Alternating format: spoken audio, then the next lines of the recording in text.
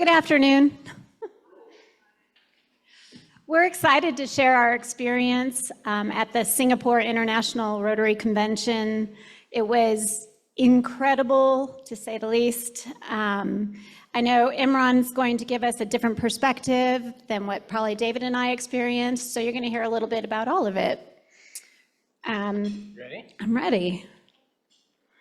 So after enjoying a couple of Singapore slings on the airplane, we landed in Singapore, the Shanghai airport, and it's like you're transported in time. It's like landing inside of a jungle, and there's high-end stores sprinkled throughout. It's the most incredible feeling when you land at the airport. And I wanted to give you a little bit of detail about Singapore if you haven't been there and you got fined for that earlier. So Singapore is a city-state. It's the third most populous country in the world. The only two more populous, more densely populated city-states are Macau and Monaco. So modern Singapore was founded as a British colony at trading post in 1819, and they became independent in 1965. The ethnicities are 74% ethnic Chinese, 14% Malay, 9% Indian, and 3% other. We'd be in the other category, I guess. Languages, 4 languages are spoken, and they use them interchangeably. It's fascinating. We had a Rotarian friend of ours drive us around for 2 evenings, and she is in her 70s and had more energy than we did, and she wanted to pick us up every chance she could get to drive us around. Really nice, and you think about the Rotary connections. People are just so giving of each other. Well, she's ethnic Chinese, and she just speaks in just back and forth, Chinese, Malay, Tamil, and English, back and forth. But because it was a British colony, all the signs are in English. Last thing I wanted to tell you about that, it's exceptionally clean. Public transportation's great, very pro-business. In fact, they have a greater GDP than Colorado does. Pretty amazing, actually. And it's pretty hot, and it's expensive.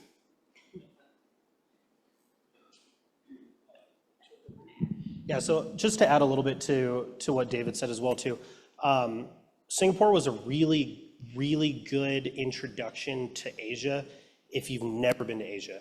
That is partly because, for the most part, everybody speaks English. So getting around, shopping, getting food, all of that kind of stuff was super easy.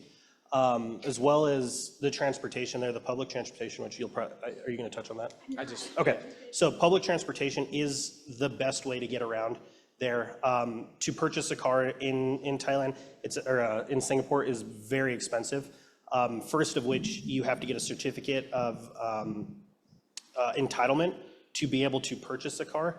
And the going rate while we were there for a certificate was $100,000 US, which it goes through a lottery system. So I don't remember exactly how often that lottery comes up.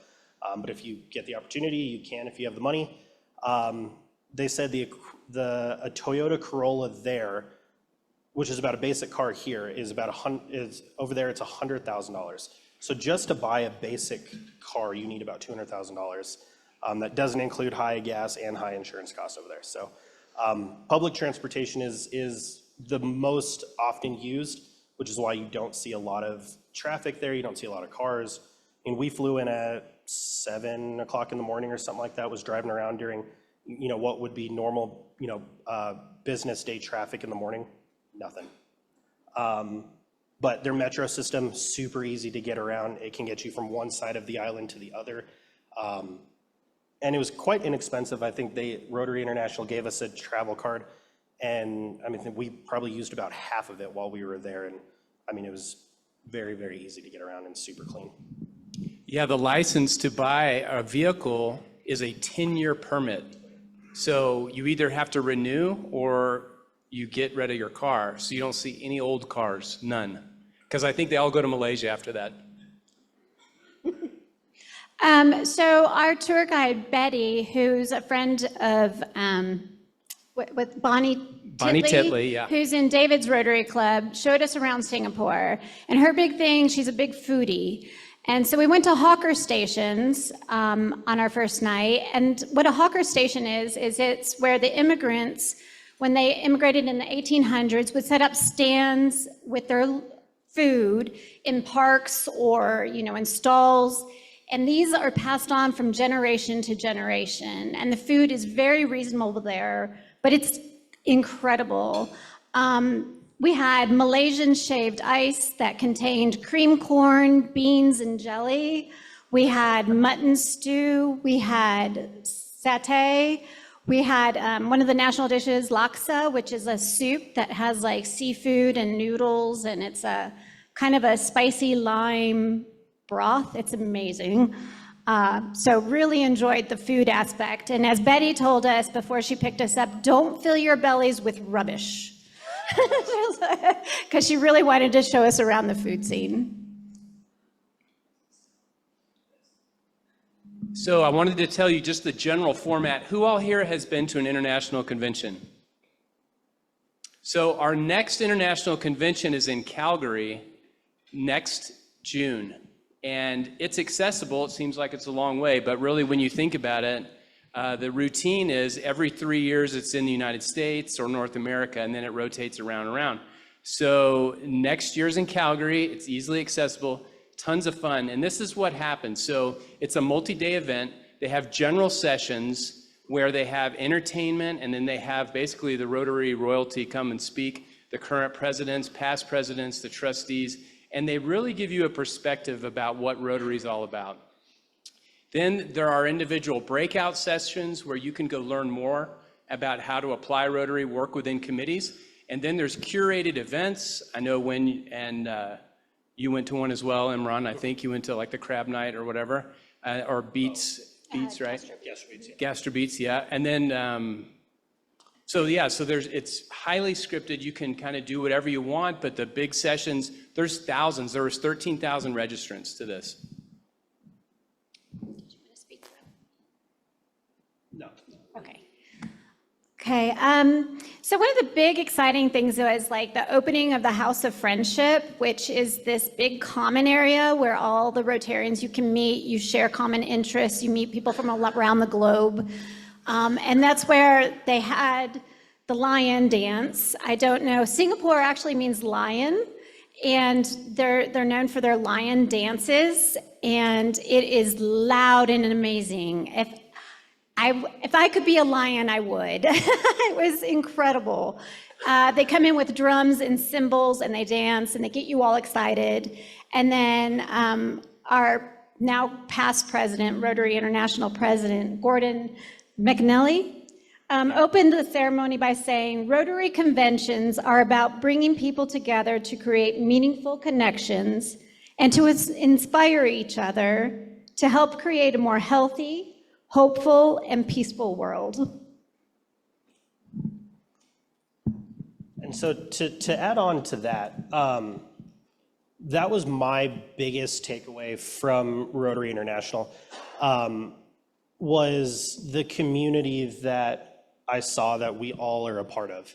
And most of the folks in here, average age is a little bit higher, but when you bring everybody together, you actually see that it's such a wide range of age and demographic, and that I think was the biggest eye-opening thing to me, is like Rotary International, and we all know this, that the impact is just it goes beyond what we do here in Fort Collins, but you can't fully imagine the scale until you actually go to something like this and you see that Rotary hits, I think they said 147 different countries. And during the opening ceremony, they had flags from all 147 different countries. And when you think about that and the scope of that and see it on a map and a globe, it is wildly incredible to know that you are a part of something far bigger than just the little town of Fort Collins, Colorado. And it was actually mind-blowing to see all the folks in different countries and their their different garb and, you know, all their traditional wares and stuff that a lot of folks were wearing, and it was wildly incredible and just eye-opening. Did you want to talk about it? No. It was like the Olympics, though. They would announce the country, and then they would have their flag come in. So the opening ceremony was amazing. And they do this flag ceremony at every international convention. So when you go into Calgary, you can look forward to this.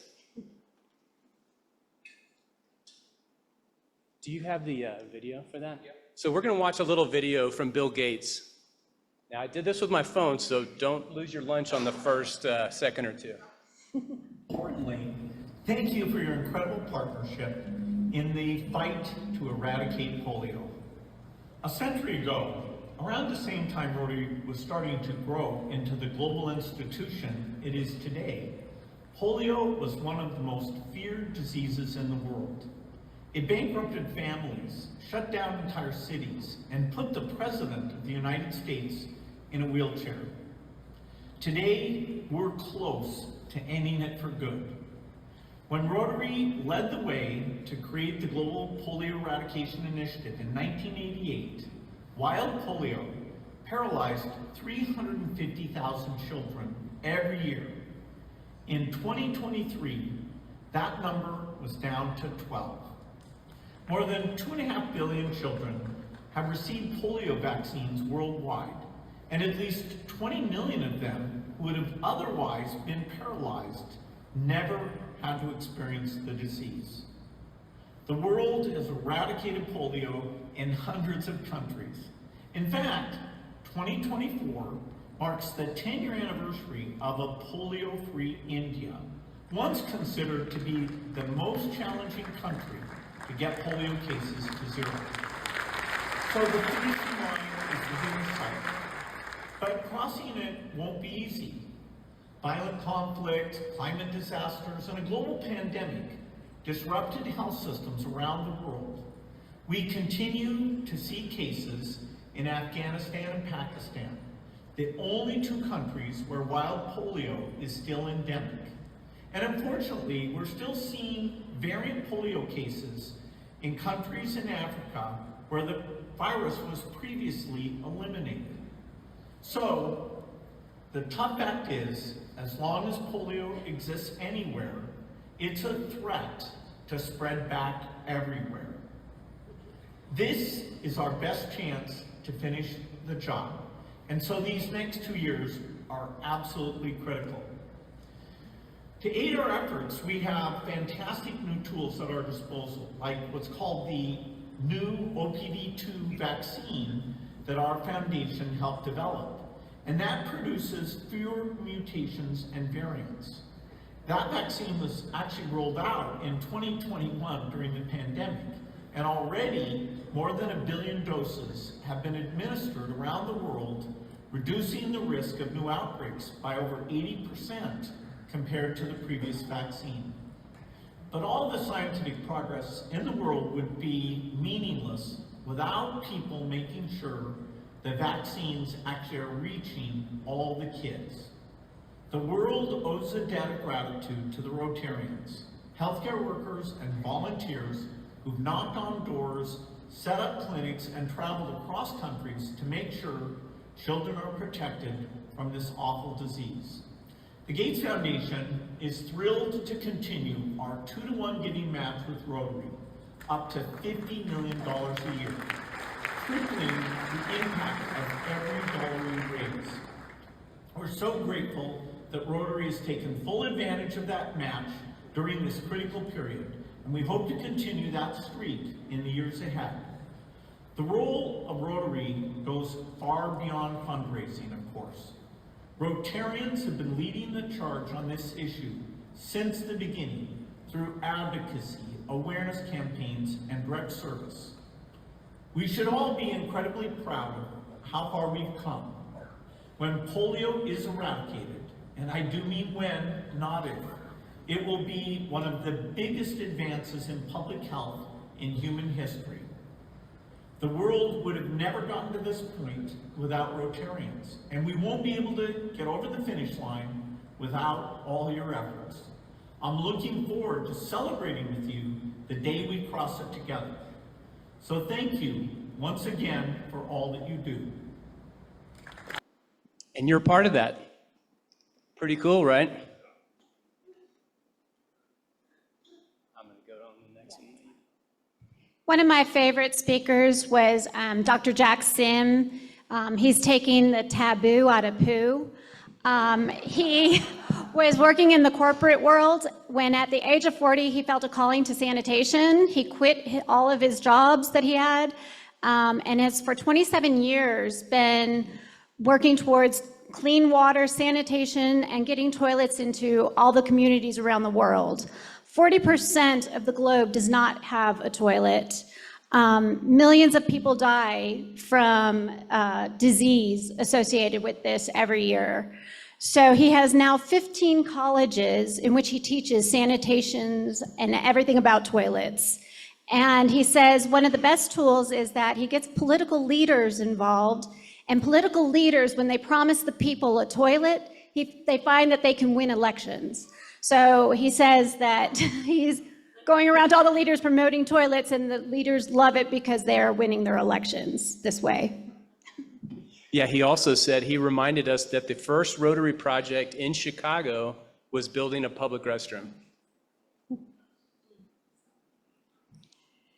want to talk about the House of Friendship?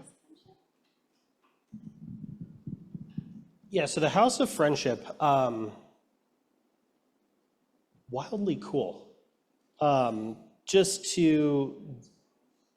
Actually, the coolest thing was all the swag.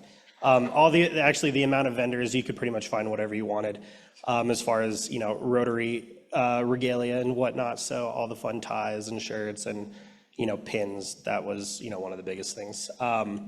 But beyond, the purchasing of all the fun goods and jewelry and stuff, was also getting to see the different booths and committees and action committees that are out there helping, to end plastic waste. There were different action committees to stop human trafficking, specifically women in Thailand.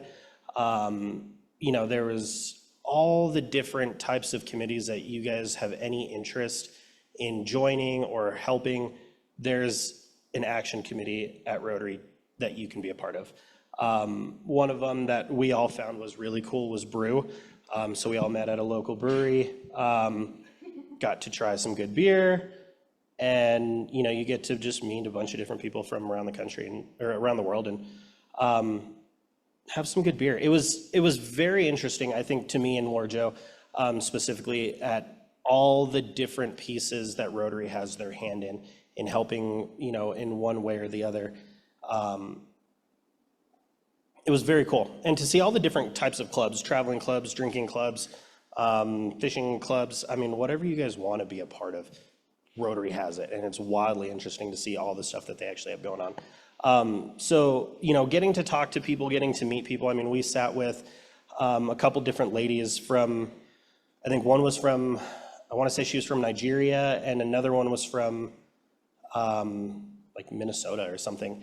And we were there folding origami ornaments, and Laura Jo went over there to teach them how to do it because they were really struggling, but had a really cool conversation about what their Rotary president does. And the lady from Nigeria was her incoming president for their club, and the presidential pin necklace that actually we got for Win should be hanging right there, but it was full of pins. So if you think of this, they have one pin with their president's name on it, on that. So they're actually on their second sash right now because their club has been around for like 120 years or something like that. So if you think about all the past names and stuff on that, it was really interesting to talk to them about that, and just all the different conversations we had about all the different action organizations really left us inspired and wanting to do more. And I know, for me, that was one of the biggest things, was just, getting re-inspired to see what Rotary had to offer and what all you could do with Rotary. And it's not just, just the lunch club, which is, obviously great, but all the stuff that you can do beyond that. So Any questions? Because I think we've got 1 minute left. Yeah, Chip? Gum? I don't think so. No. Gum was illegal to bring into Singapore. So it's actually, it's not illegal to bring it in. Oh. It's illegal to bring it in if you're gonna sell it. It's not illegal to bring it in to chew it, but you can't buy it there. You can pay $15 for a beer there, though, because that's what the going rate at the restaurants are. It's very expensive. They have to import all their energy and all their food 100%. So that's why they're a port city. But thank you all. Imran, hold a second. Thank you, guys. That was great. And you guys, speaking of beer, as our speakers today, get your own Fort Collins Ale Trail and treasure these because there's only one left. So we'll see who gets that at some point. But let's hear it for them again, please. Thank you.